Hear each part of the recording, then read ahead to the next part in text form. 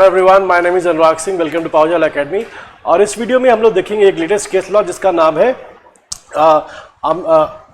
आसमा Latif versus Shabbir Ahmad. देखो, इस case law में हम लोग को देखना है जो प्रिंसिपल दिया हुआ है ऑर्डर 8 रूल 10 ऑफ सीपीसी में।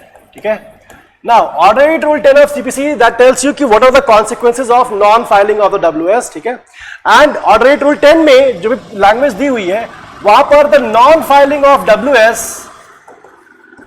इसके ब्रॉडली दो कॉन्सिक्वेंसेज होते हैं। द फर्स्ट वन इज, इसको हम लोग देखते हैं कि the court can pronounce the judgment against defendant. ठीक है, judgement against defendant.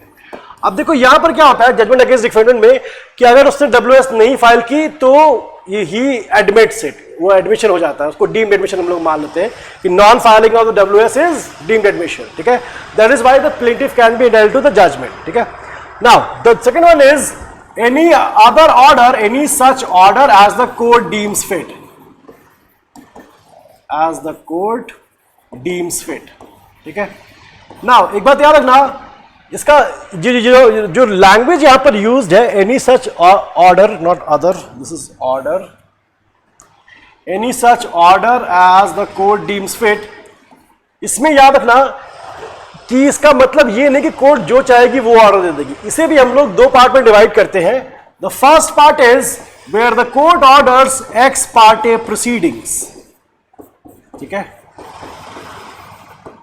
and the other one is the court may extend time for filing WS. ठीक है,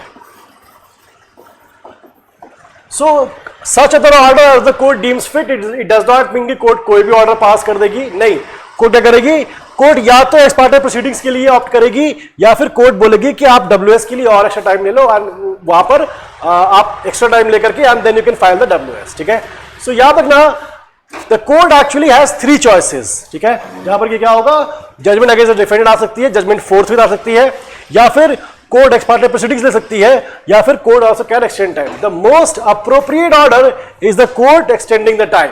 ठीक है, ये याद रखना। Although कि the court is well within its power to order ex parte proceedings and the court is well within its powers to give a judgment against the defendant। ठीक है, but याद रखना as a matter of practice ये rarely होता है, rarely happens. Most of the time it is this, like 90% of the time ये होगा, लेकिन हाँ, दिस इज ऑल्सो पॉसिबल। ठीक है, थैंक यू एवरीवन।